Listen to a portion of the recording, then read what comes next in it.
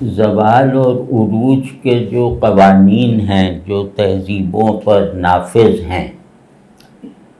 وہ نظریاتی یا مذہبی نہیں ہوتے، تو بلکہ کسی قوم میں زوال کی علامتوں میں سے ایک علامت یہ ہے کہ وہ زوال کا کوئی مذہبی سبب اس طرح نکالے کہ دیگر اسباب زوال نظر انداز ہو جائیں۔ تو تاریخ میں مذہبیت کو بہت بنیادی کردار دینا یہ مطلب خودکشی کا عمل ہے۔ تو اب اس میں یہ کہ اب وہ سب لوگ فارغ ہو جاتے ہیں نا کہ یا تو یہ کہ اللہ کی مرضی یہ ہے، یا یہ کہ بس ٹھیک ہے سب لوگ نماز پڑھو یہ کرو تو زوال سے نکلیں گے۔ تو سبب مذہبی مان لینے کے باوجود اس سبب کو دور کرنے کی مذہبی کوششیں تو ہوتی ہی نہیں ہیں، تو اس کے نتیجے میں یہ ہوتا ہے کہ گویا آپ تاریخ کے لیے اجنبی ہو جاتے ہیں، اور تاریخ اجنبیوں سے ہاتھ نہیں ملاتی، کیونکہ یہ عالم اسباب ہے، یہ بھی اللہ کی طرف سے بنایا ہوا قانون ہے شریعت کی طرح۔ تاریخ بھی شریعت کی طرح کچھ قوانین کا مجموعہ ہے، تو بجائے اس کے کہ ہم اللہ کے ان احکام کو جو تاریخی اصول کی طرح بغیر کسی تبدیلی کے چلے آ رہے ہیں ان کو درست انداز میں سمجھیں، اور ان ضابطوں کو جو تاریخ کی یلغار کے آگے ہمیں ثابت قدم رکھتے ہیں ان ضابطوں کو اپنے اوپر عملاً نافذ رکھیں۔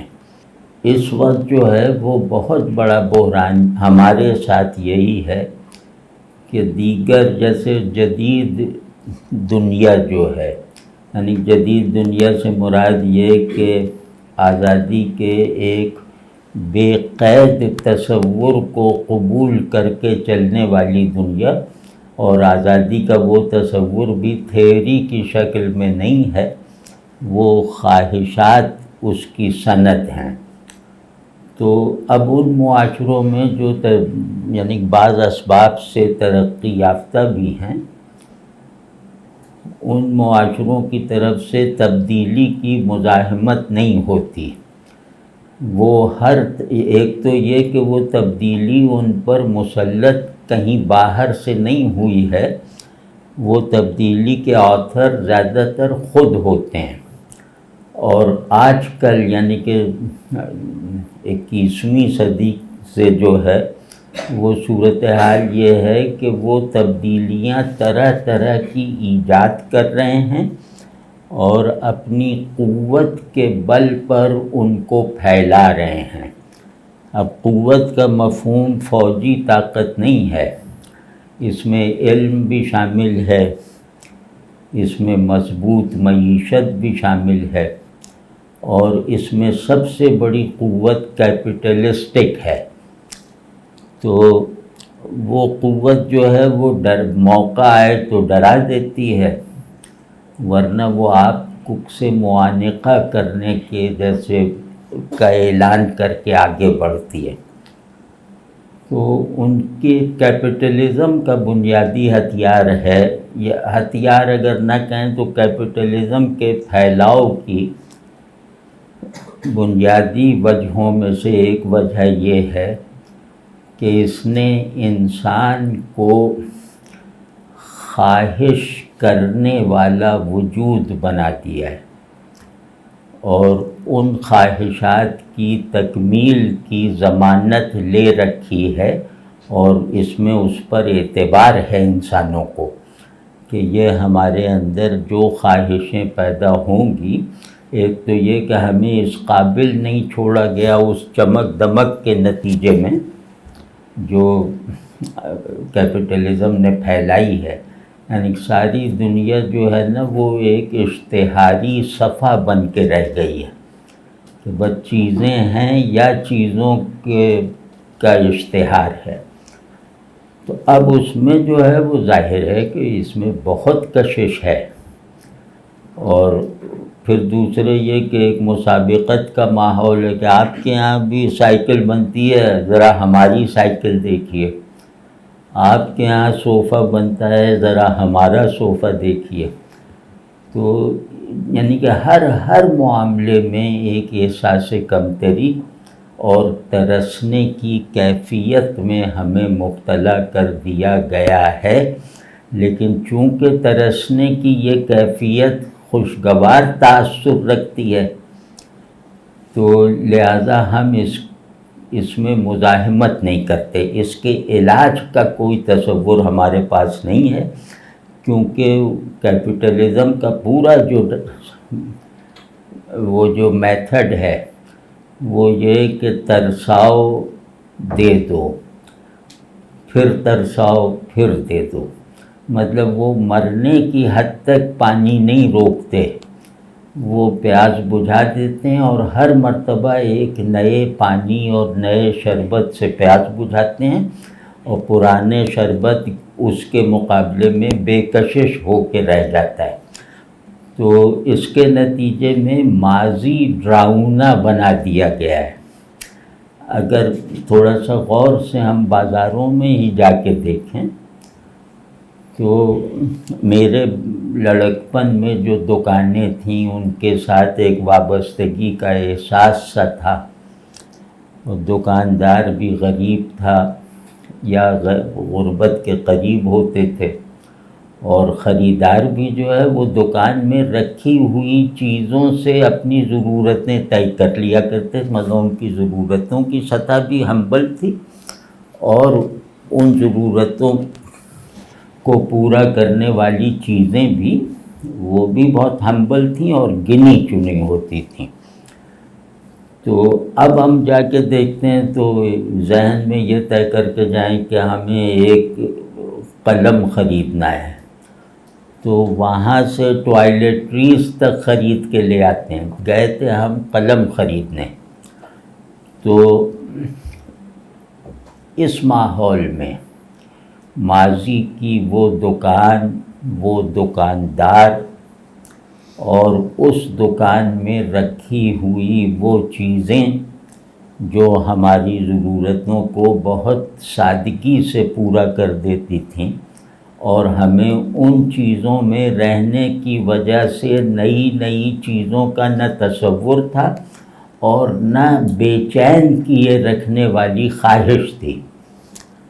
تو لیکن اب جا کے وہ کسی سپر اسٹور میں جائیں تو وہاں لگتا ہے کہ اب پتہ نہیں ہم زمانہ ما قبل آدمیت میں رہتے تھے،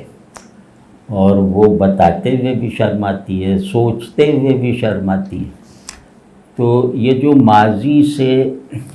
ناگواری کی بنیاد پہ پیدا ہونے والا انقطاع ہے، یہ نظریاتی لاتعلقی سے بہت زیادہ مہلک ہے۔ یعنی ماضی سے ہمیں اختلاف ہے، یہ اختلاف ہے، وہ اختلاف ہے۔ ماضی میں جو چیزیں نامکمل تھیں آج وہ مکمل ہو گئیں، تو اب ہم ان نامکمل چیزوں کو حوالہ بنانے کے قائل نہیں رہے، اس کے خلاف ہیں۔ تو اب یہ سب چیزیں ٹھیک ہیں، یہ ٹھوس ہیں، اور یہ ترقی کے لیے ضروری ہیں، ترقی ہر قسم کی، روحانی سے لے کر نفسیاتی تک۔ لیکن اگر میرے اندر ماضی جو ہے وہ ایک بری یاد بن کے رہ جائے، اور میں کبھی اپنے ماضی کو اپنے بچوں میں حکایت کی طرز پہ منتقل کرنے پر تیار نہ ہوں، تو اس کا مطلب ہے، یہ ہے ابتر کا مطلب۔ ایسی قومیں حالت ابتری میں رہتی ہیں، اور ان کے بیک ٹو دا مائنڈ یا اجتماعی لاشعور میں ایک یقین کار فرما ہے، یعنی زندہ رہتا ہے، وہ کیفیت کی شکل میں، چاہے وہ سمجھ میں نہ آ رہا ہو، لیکن ایک تیقن اور اعتماد وغیرہ جیسے میرے ذہن میں ہے اور مجھے کیفیت کی طرح محسوس ہو رہا ہے، تو وہ جو ہے وہ پھر حال کو بھی ماضی کے طرز پہ دیکھنے لگتا ہے، یعنی وہ حال سے بھی جان چھڑانا چاہتا ہے، کیونکہ مستقبل سے تعلق رکھنے والی تخلیقی یا علمی یا اخلاقی قوتیں اس کے پاس نہیں ہیں، کیونکہ ماضی سے تعلق مستقبل کو بامانی بناتا ہے۔ تو وہ جیسے خلا میں جیسے ایک لمحے کے بلبلے میں ہم رہتے ہیں اور اس یقین کے ساتھ رہتے ہیں کہ یہ بلبلہ بس پھٹ کے ماضی بن جائے گا، تو اور اگلا بلبلہ نمودار ہو جائے گا۔ تو جب قوموں کی زندگی بلبلے کے تسلسل کی طرح ہو جائے، یعنی تاریخ کا ایک دریا ہے، اس میں جو قومیں اپنی بقا کی یہ ضمانت کافی سمجھ لیں کہ چلو ایک بلبلے میں رہ رہے ہیں، وہ ٹوٹے گا دوسرا مل جائے گا، دوسرا ملنا یقینی ہے، تو پھر ظاہر ہے کوئی وقت آئے گا کہ وہ دریا ان بلبلوں کو کسی چٹان میں سے ٹکرا کے فنا کر دے گا۔ ایک خودی قربان ہوتی ہے تو اجتماعی خودی کی آنکھیں کھلتی ہیں۔ تو سیلف لیسنس اس لیے ضروری ہے کہ ہم ایک اجتماعی وجود ہونے کی ذمہ داری لیں۔ آدمی اصل میں اجتماعی وجود ہے، اس کی انفرادیت محض تنہائی میں ہے۔ تو اب اس میں جو ہے مطلب اب سب جو نوجوان ہیں ان کو ایک ذمہ داری، سنجیدگی، بلکہ حمیت کے ساتھ، ایک پروڈکٹیو حمیت ہوتی ہے نا جو آدمی کو شرم سے بچاتی ہے، یعنی کہ بے عزتی سے بچاتی ہے، گھٹیا پن سے بچاتی ہے، اور یہ کرپشن وغیرہ سے بچاتی، مطلب تمام انسانوں میں کمزوری پیدا کر دینے والے خصوصاً اخلاقی اسباب وہ حمیت کے بغیر دور نہیں ہوتے۔ حمیت کے لیے دوسرا لفظ ہے پیشن۔ تو جب تک ہم اپنی تہذیب کے تصور آدمی اس کا فہم رکھتے ہوئے اسے عمل میں لائے رکھنے کی اپنی ذمہ داریاں پوری نہیں کریں گے تو کل شاید یا تو ہم کل مر جائیں گے یا پرسوں مر جائیں گے، مطلب یہ موت کا انتظار ہے، فنا کا انتظار ہے۔ اور اس کے ساتھ ساتھ جو ہے یعنی کہ اپنے تصور انسان کو اپنے بس بھر آدمیت کے انفرادی ماڈل اور اجتماعی پھیلاؤ کے ساتھ ایکچوئلائز کرنے کی مہم چلانا، اور اس میں جذبے سے اور پیشن سے اور کلیئر ہیڈڈنیس کے ساتھ شامل رہنا، اور اس انسانوں میں ہر خیر، اجتماعی خیر، ہر خیر ایک شرط پہ سامنے آتا ہے، وہ ہے اپنا مفاد چھوڑو یا اپنے فائدے نقصان کے تصور کو صحیح معنی میں انسانی بناؤ۔ تو وہ اب ہمیں کرنا ہے، مطلب یہ کہ اپنا فائدہ، اپنا نقصان، اپنا مفاد، یہ سب جو ہے یہ سب وہی بلبلے ہیں جن میں ہم رہتے ہیں۔ تو ان بلبلوں کے ٹوٹنے کا انتظار کرنے کی بجائے انہیں خود سے توڑ دینا چاہیے، یعنی اندر سے پنکچر کر دینا چاہیے۔ تو آج کے نوجوان یا جو لوگ بھی کسی بھی دائرے میں تاثیر رکھتے ہیں،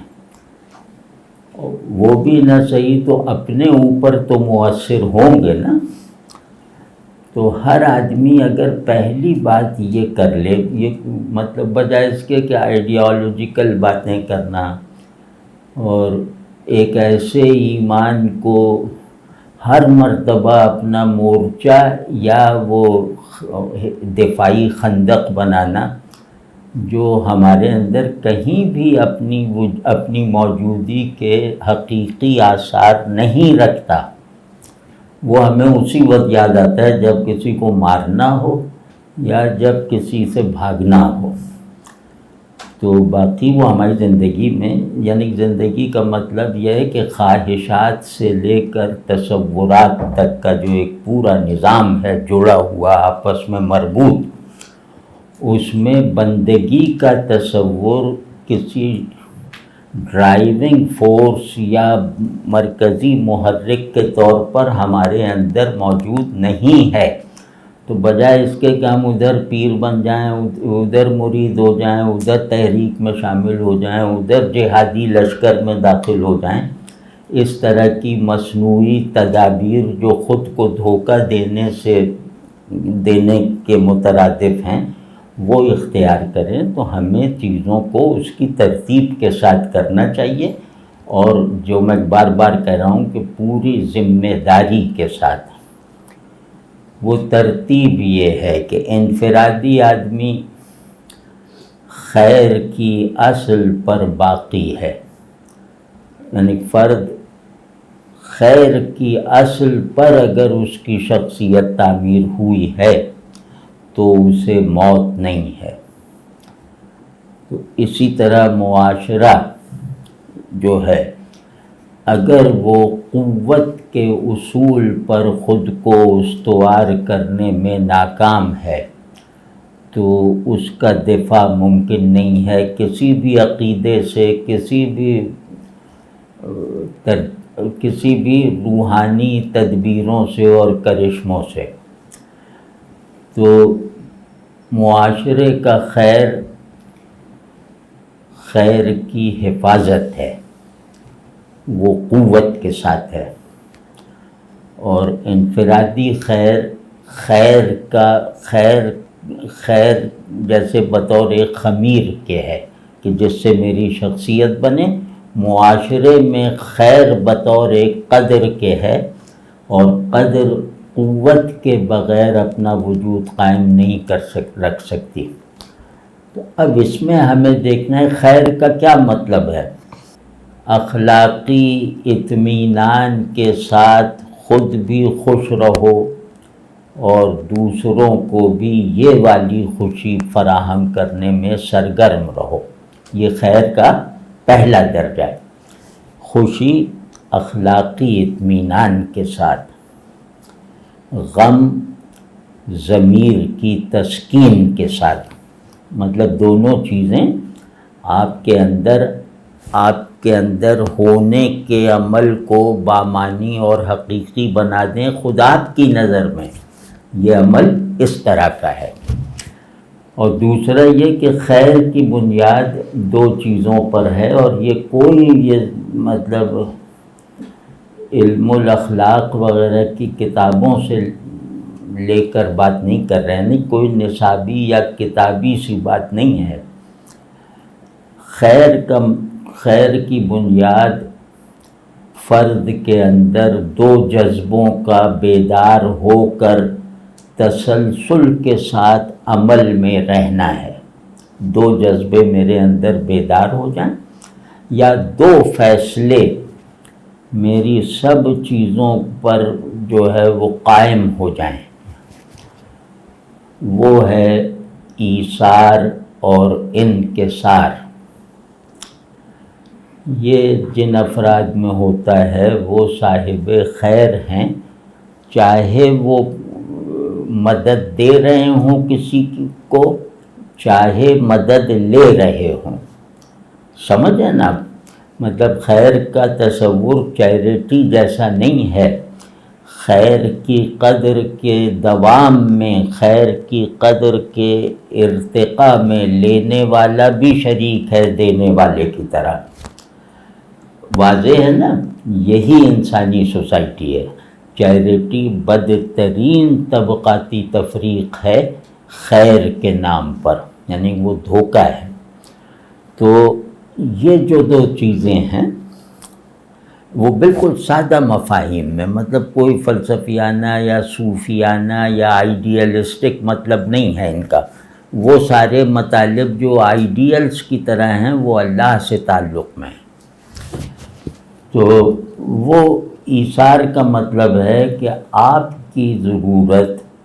میری ضرورت سے زیادہ اہم ہے، اور اس کی یہ اہمیت تول کر نہیں ہم نے دیکھی، بلکہ یہ کہ میں ضرورت مند ہوتے ہوئے آپ کی ضرورت کو مقدم رکھوں گا اس وقت جب مجھے میری ضرورت کی تکمیل کا سامان حاصل ہو جائے گا، تو اس وقت پہلے میں آپ سے پوچھوں گا۔ تو ایثار گویا ہمبل ہونے کی، جو وہ ہمبل ہونے کے لیے درکار ایک جذبہ سا ہے۔ تو اور انکسار سب کو معلوم ہے کہ انکسار کا مطلب یہ نہیں ہے کہ خود کو سب سے چھوٹا سمجھو۔ یہ جب بھی خیال آئے گا نا کہ میں دیکھو اپنے آپ کو سب سے کمتر جانتا ہوں، یہ خود پسندی کا روپ اختیار کر لے گا فوراً۔ مطلب یہ بات عقل کے کہی جاتی ہے کہ ارے میں تو خود کو سب سے کمتر اور فلاں سے بھی کمتر، وہ جو گھٹیا مثالیں ہیں وہ دے کے کہتے ہیں ہم تو ان سے بھی کمتر ہیں۔ یہ کلمہ فخر ہے، یہ کلمہ تکبر ہے۔ میں کسی سے بڑا نہیں ہوں حقیقتاً، لیکن میرا ایک کردار ہے، وہ کہیں مجھے بڑا بننا پڑتا ہے، کہیں چھوٹا بننا پڑتا ہے۔ تو میں بڑا بنتے وقت دوسرے کو اپنے سے چھوٹا سمجھ کے حقارت کی نظر سے نہیں دیکھتا، اور جہاں مجھے چھوٹا بننا پڑتا ہے وہاں بڑے سے حسد نہیں کر رکھتا۔ تو ان دونوں چیزوں کو گویا اپنی معاشرتی ذمہ داریوں کا حصہ سمجھتا ہوں۔ تو اب یہ ایک نارمل آدمی ہے، اور یہ آدمی حقیقتاً ہمبل بھی ہے، اور موقع آیا تو یہ ایثار میں بھی آگے ہوگا دوسروں سے، یعنی چیریٹی والوں سے۔ تو کسی بھی قوم کا مرض الموت اس سے بھی ظاہر ہوتا ہے کہ اس کے یہاں شخصیات انفالیبل مان لی جاتی ہیں، اور وہ ان کی انفالیبلٹی پر ایسا اصرار کرتا ہے جیسا اللہ کے ہونے پر نہیں کرتا۔ یعنی اس کے سب دینی جذبات جو معیاری طور پر اللہ کی کتاب، اللہ کے رسول صلی اللہ علیہ وسلم سے متعلق ہونے چاہیے تھے، اور اس تعلق کو مضبوط کرنے میں صرف ہونے چاہیے تھے، اور اس تعلق ہی سے پیدا ہونے چاہیے تھے، وہ سب اس نے خرچ کر دیے ہیں راستے میں۔ اب اس کے پاس اللہ کے لیے کچھ نہیں رہ گیا ہے۔ تو وہ سبب کیا ہے کہ اس نے الوہیت کے عناصر اور رسول صلی اللہ علیہ وسلم کی عصمت اور حجت کے عناصر یہ دوسری شخصیتوں میں جیسے ڈال کر خرچ کر دیا ہے۔ یعنی اب سمجھ میں نہیں آتا کہ فلاں حضرت سے نبی کیسے افضل ہیں، فلاں شخصیت کی موجودگی میں اللہ کی کیا ضرورت رہ گئی، یا فلاں کی کتاب کے آگے قرآن کا کیا جواز رہ گیا، اور فلاں کے علم کے سامنے یہ دینی اور دنیاوی سارے علوم اپنی مراد کو پا گئے، بس اب انہیں سے پوچھتے رہو، سائنس میں بھی ان سے پوچھو، اس میں بھی ان سے۔ مطلب یہ کہ یہ ہمارے یہاں تمام ہے، یعنی تمام عالم اسلام میں ہر ڈسپلن کے اندر شخصیت پرستی کا دورہ ہے، خدا فراموشی کے نتیجے میں۔ خدا فراموشی کا گلٹ نہ پیدا ہو، تو اس میں پھر یہ دھوم دھام سے شخصیتوں کا تذکرہ ہے، اور خدا کا حوالہ محض آرائشی ہے، اور بعض جگہوں پر رسول صلی اللہ علیہ وسلم کا حوالہ بھی محض جبری ہے، مجبوراً دینا پڑ رہا ہے۔ تو اب اس ماحول میں کہ ہم اپنے سوشل سیلف، اپنے انڈیویجول سیلف کو اس حد تک ویران کر چکے ہیں، اس کے ساتھ ہم اپنے جو بلیونگ سیلف ہے اس کو اس طرح برباد کر رہے ہیں۔ تو آدمی مستقل اور متغیر کے متوازی دھاروں میں بہتا ہے، کچھ چیزیں پرنسپلز ہیں، کچھ چیزیں جو ہیں وہ کیا نام ہے ریلیٹیوز ہیں۔ تو یہ جو ایبسلیوٹ اور relations of the same absolute, اس کے دھارے میں آدمی بہتا رہتا ہے، اس میں تغیر کا حق بھی ادا ہوتا رہتا ہے اور ثبات کی ذمہ داری بھی ادا ہوتی رہتی ہے، مطلق ثبات پیدا کرتا ہے۔ تو ہم نے یہ دونوں چیزیں جو ہیں وہ بہت ہی ان کا غلط، ناجائز اور غیر انسانی اور حیوانی استعمال کیا ہے۔ یہ اصول جو اصول فطرت ہے انسان کے لیے، وہ میرا اور آپ کا بنایا ہوا نہیں ہے، تو ہم نے مطلق کو اضافی میں کھپا دیا ہے۔ اب یہ اتنا بڑا بلنڈر ہے، اس کو اگر بالکل لبرل علوم یا فلسفے وغیرہ کی منطق کی اصطلاح میں دیکھیں تو یہ تو جہالت کی، کسی علم میں اگر آپ یہ کریں گے تو آپ اس علم کے سے جاہل محض گویا ہونے کا سرٹیفکیٹ حاصل کر لیں گے۔ تو وہ ہم نے جو میں کہہ رہا ہوں کہ شخصیات کی انفالیبلٹی کا تصور، شخصیات کے ان چیلنجبل تقدس کا کانسیپٹ، یہ سب ایبسلیوٹ کو ریلیٹیوائز کرنے کا عمل ہے، ایبسلیوٹ کی جداگانہ حیثیت کو نظر انداز کر کے، یعنی ایبسلیوٹ کو کھپا دیا گیا ہے ریلیٹیوز میں۔ تو جہاں آپ ماہیت بدل دیں گے نا، ماہیت کی تبدیلی کو کہا جاتا ہے یہ محال ہے، کہ جیسے پانی کو آپ نمی سے محروم کر دیں، پانی میں نمی کا، آگ میں گرمی کا اگر آپ انکار کر دیں تو اس کا مطلب ہے کہ آپ نے ماہیت بدل دی ہے،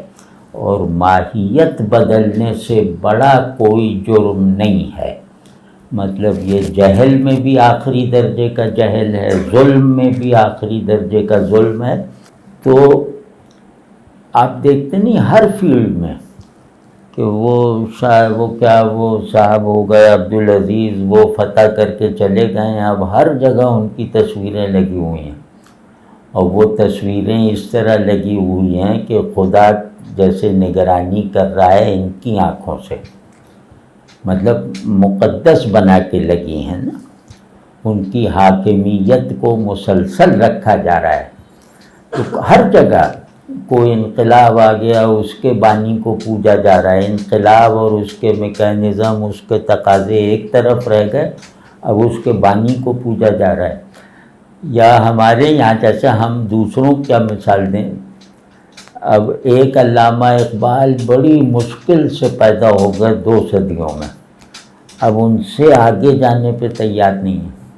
ان پر تنقیدی نظر ڈالنا گویا ایک مذہبی جرم ہے، اور قائد اعظم نے پاکستان بنا دیا، بس اب وہ بابائے قوم ہیں۔ دنیا میں کوئی ایسا لیڈر ہوا ہے کہ اچھے معاشروں میں جہاں بابائے قوم کا لقب ملے؟ یہ ہم لوگ ہیں، مسلمانوں میں ہے، اور وہ بالکل ان کو ایک لمحے کے لیے بھی ہمیں یہ تصور کرنے کی اجازت نہیں ہے کہ ہم قائد اعظم کی کوئی غلطی جو ہے وہ نکال دیں، اور اس سارے عمل کا مطلب ہے کہ بس قائد اعظم پہ ہمارا سفر ختم ہو گیا، اب ہر لیڈر کو ان کی تقلید کرنی ہے، ان کی پیروی کرنی ہے، ان کے سیاسی تصورات کی دینی عقائد کی طرح پابندی کرنی ہے۔ اعتراض غلط بھی ہو تو اس پر پابندی نہیں ہونی چاہیے۔ مضبوط سوسائٹیز آپ کو یہ اسپیس دیتی ہیں کہ آپ غلط کر دیں تاکہ آپ صحیح ہو جائیں، ٹھیک ہو جائیں۔